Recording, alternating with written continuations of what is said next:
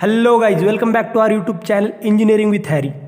आज अपन देखने वाले हैं इंजीनियरिंग मैथमेटिक्स 4 का एक मस्त interesting topic, that is X square test, या फिर इसको चाय स्क्वायर टेस्ट भी बोलते हैं। और ये सवाल आप कोई भी पेपर उठा के देख लो, केटी पेपर रहे या फिर अपना नॉर्मल पेपर रहे, आएगा मतलब आएगा ही। इसके लिए ध्यान से देखो कैसा है और क्या करना है। और दूसरी चीज़, इसमें वन बोनस टिप ये याद रखो कि ये दो टाइप का आता है, एक है इंडिपेंडेंस एट्रीब्यूट और दूसरा एक आता है गुडनेस ऑफ फिट। तो उसमें से पहले टाइप कौन सा है देख लो। और टाइप कोई भी रहे, स्मॉल सैंपल टेस्ट का प्रॉब्लम रहे या लार्ज सैंपल टेस्ट का प्रॉब्लम रहे, वो हमेशा 5 स्टेप्स में ही सॉल्व होगा। ये बात तो आपको पक्का पता है कि सॉल्यूशन हमेशा 5 स्टेप्स में ही आएगा। तो फर्स्ट स्टेप होती नल हाइपोथेसिस और अल्टरनल हाइपोथेसिस जनरेट करना, second calculation of state statistics, third आएगा लेवल ऑफ सिग्निफिकेंस ढूंढना, फिर फोर्थ क्रिटिकल वैल्यू और फिफ्थ होता है डिसीजन करना। चलो देखते हैं कैसे। सवाल क्या है देखो, और ये सवाल आया था मुंबई यूनिवर्सिटी के 2010 के एग्जाम में, ठीक है। सवाल ये है, investigate association between darkness of eye colour in father and son. मतलब एक बच्चा है तो उसके अगर पापा के आंखों का कलर एक कलर का है तो उसके सन का कलर, सन के आई का कलर कैसे रहेगा, उसमें आपको एसोसिएशन ढूंढने बोला है। देखो टाइप का मतलब क्या है, इंडिपेंडेंस ऑफ एट्रीब्यूट। तो इधर दो एट्रीब्यूट कंसीडर किए ना, फादर और सन, और फिर उनका डार्क या नॉट डार्क कैसे रहेगा, वो एट्रीब्यूट का डिपेंडेंस क्या है वो ढूंढने के लिए अपन ये कर रहे हैं एक्स स्क्वायर टेस्ट। ओके, तो चलो देखते हैं कैसे करोगे। इधर दो टाइप दिए, डार्क एंड नॉट डार्क, और इधर जो इस साइड वैल्यूज दिए वो है सन के colour of eye of son, and यहाँ पर जो दिए that is colour of father's eye. Okay, तो सबसे पहले अगर आपको इन्फॉर्मेशन देंगे तो आप ये टेबल बना लो पेपर में, या फिर डायरेक्ट टेबल रहेगा तो आपके लिए आसान काम है। तो देखो ये फर्स्ट रो की टोटल और ऐसे ही कॉलम टोटल दोनों आपको निकाल लेना है। फिर स्टार्ट करते हैं नल हाइपोथेसिस और अल्टरनेट हाइपोथेसिस, फर्स्ट स्टेप। तो नल हाइपोथेसिस क्या आएगा आपका कि कोई भी एसोसिएशन नहीं है between the darkness of eye colour in father and son.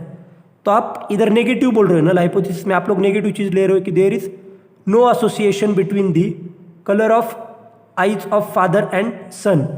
और अब अल्टरनेट हाइपोथेसिस में आप क्या आएगी, अभी नल हाइपोथेसिस एक है तो भाई अल्टरनेट तो अपोजिट आएगा ना।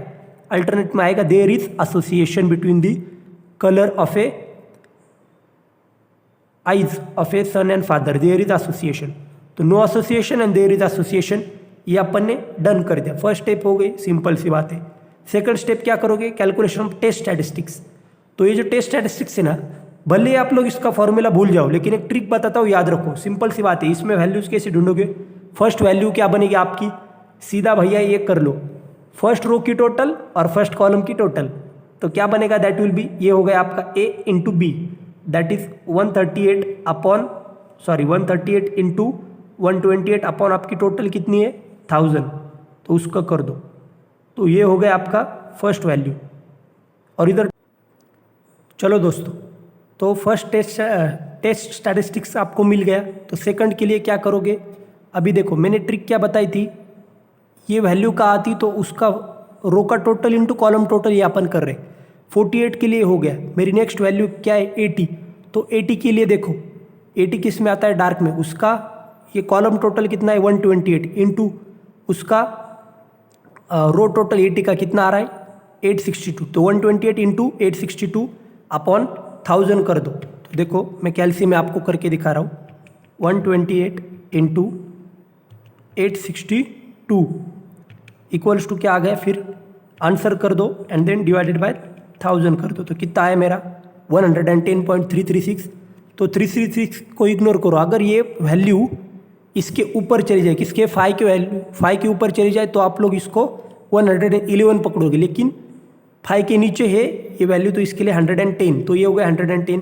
सिमिलरली नेक्स्ट आप लोग क्या करोगे, नेक्स्ट वैल्यू है मेरी 90, तो 90 के लिए क्या बन रहा है देखो, 90 किस में आता है फर्स्ट रो में, तो फर्स्ट रो की टोटल कितनी 138 इंटू 90 किस में आता है सेकंड कॉलम में, दैट इज 872। तो 138 इंटू 872, तो देखो 138 इंटू 872 क्या बना मेरा इतना। तो आंसर डिवाइडेड बाय क्या कर दोगे 1000, क्या है आपका 120। 5 के आगे नहीं है, इसके लिए 120 एज इट इज़, तो इसकी वैल्यू कितनी बनेगी 120।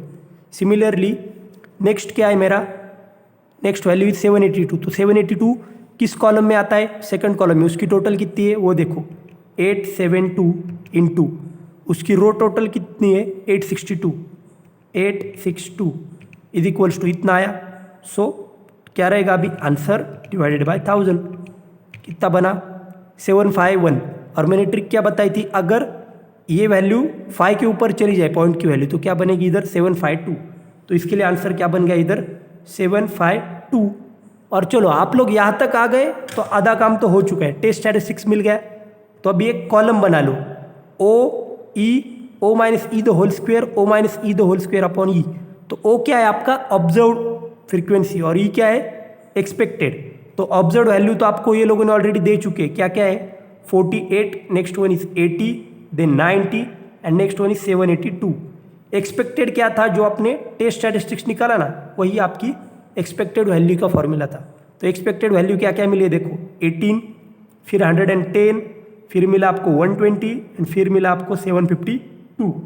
ओके, अभी O minus E the whole square O minus E कर लो। सिंपल सी बात यार, आपको कैल्सी दी जाती है ना इंजीनियरिंग में, वो तो आसान काम हो जाता है। 48 माइनस 18 क्या मिला 30। अभी 30 का क्या करने का है स्क्वायर करने का है, सॉरी ऑल क्लियर कर देता हूँ। 30 का होल स्क्वायर कितना आया आपको 900। ओके, सिमिलरली आप लोग सभी का निकालोगे तो इस सम में ये चीज़ बन रहा है कि 900 ही आ रहा है। क्यों, अगर मैं यहाँ पर देखो 110 माइनस कितना कर रहा हूँ 80 तो भी बन रहा है 30, तो आंसर क्या आएगा 900। आपका काम और आसान हो गया, 120 में से 90 गए तो भी उतना ही, इधर भी आंसर उतना ही, तो 900 डन। अभी O minus E the whole square upon E, तो आप लोग सोचो कि ये कहाँ से आया। तो भैया एक्चुअली एक्स स्क्वायर का फॉर्मूला ही यही है कि O minus E that is observed minus expected frequency the whole square upon expected frequency. तो इसके लिए ये निकाल रहे हैं अपन, मतलब एक्स स्क्वायर का समेशन निकालोगे तो उसके लिए अभी O minus E the whole square मतलब ये जो आंसर है इसको डिवाइडेड बाय एक्सपेक्टेड करो। मतलब मैं एक करके दिखा दो, देखो 900 डिवाइडेड बाय कितना बनेगा 18 तो उसका कितना आया 50, 50 इज माई आंसर।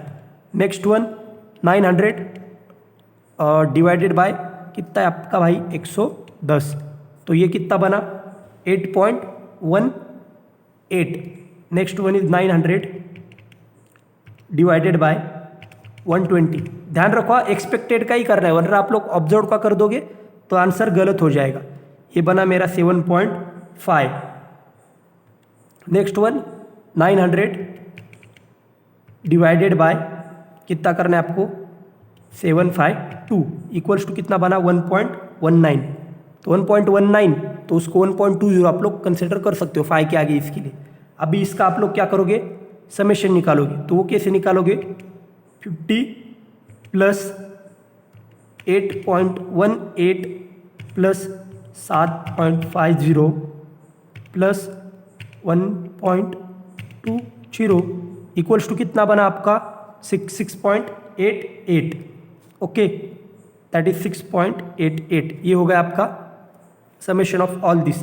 तो ये आपकी क्या मिली है दैट इज एक्स स्क्वेयर मिल गया। फिर लेवल ऑफ सिग्निफिकेंस, तो भैया इस सम में आपको लेवल ऑफ सिग्निफिकेंस दिया था क्या नहीं दिया था, और अगर नहीं दिया है तो अपनी ट्रिक हमेशा वही रहती है, अगर नहीं दिया है तो क्या पकड़ोगे 0.05। मेरी पिछली वाली वीडियोस देख लो, सभी सीरीज में अपन ने यही किया। नेक्स्ट फिर डिग्री ऑफ फ्रीडम ढूंढना है, तो डिग्री ऑफ फ्रीडम क्या रहेगा सिंपल सा फॉर्मूला है R-1 इंटू C-1, मतलब क्या total column -1 into total row -1 is equals to. तो इधर तो सिंपल सी बात है ना, ये टेबल में आप लोग देख सकते हो रो कितने 2 ही है और कॉलम भी कितने 2 ही है, तो इंटू 2 - 1। अरे 1 इंटू 1 सबका आंसर 1 ही बन रहा है, तो डिग्री ऑफ फ्रीडम आपकी 1 ही है।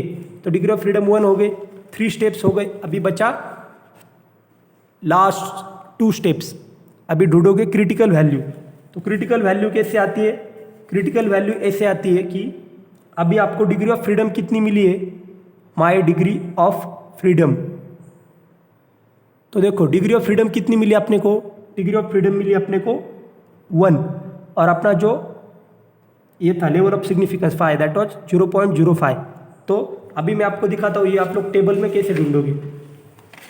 तो आप लोगों को पेपर में ना 2-3 टेबल प्रोवाइड करेंगे, उसमें से आपको कौन सा टेबल देखना है, ये वाला टेबल दिखना है जहाँ पर एक्स स्क्वेयर का दिखा रहे हैं। और सिंपल सी बात है ना, अपन एक्स स्क्वेयर का ही ढूंढ रहे हैं तो वही टेबल देखेंगे। एक्स स्क्वेयर के टेबल में देखो अभी मेरा 0.5 कहाँ पे वो आपको देखने का है। तो देखो डिग्री ऑफ फ्रीडम कितना है 1, तो ये कॉलम में कहाँ पर 1 है 1, एंड माई फाई इज 0.05। तो 0.05 आपको कहाँ दिख रहा है उस हिसाब से आपको ढूंढना होता है। तो 0.05 कहाँ पर दिख रहा है आपको, यहाँ पर।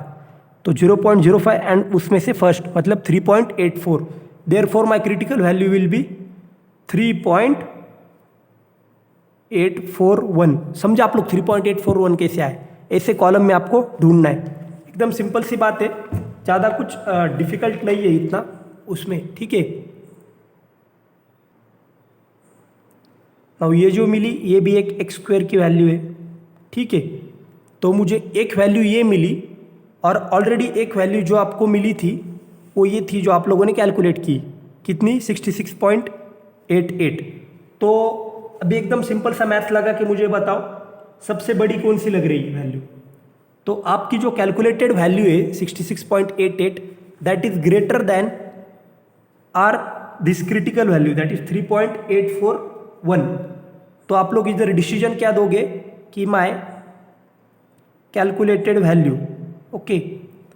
आपने थर्ड स्टेप में जो कैलकुलेटेड वैल्यू निकाली दैट इज 66 पॉइंट कितना है मेरा 66.88 इज ग्रेटर देन, किससे ग्रेटर है दोस्तों, it is greater than our this value that is critical value, critical value से बड़ी है दैट इज 3.841 से 66, 3 से तो 66 काफ़ी बड़ा है ना। तो इसके लिए आप लोग सीधा क्या बोल दोगे, नल हाइपोथेसिस इज रिजेक्टेड। तो इसके लिए क्या होगा, नल हाइपोथेसिस इज रिजेक्टेड। तो अभी नल हाइपोथेसिस तो रिजेक्ट हो गया, और नल हाइपोथेसिस क्या था, देयर इज नो एसोसिएशन। अगर नल हाइपोथेसिस रिजेक्ट होता है तो एक्सेप्ट क्या होगा, अल्टरनेट हाइपोथेसिस, और अल्टरनेट हाइपोथेसिस क्या था, देयर इज एसोसिएशन। तो आप ये कहना चाहते हो कि अगर फादर के आइज का कलर डार्क है तो सन के आइज का कलर भी डार्क हो सकता है।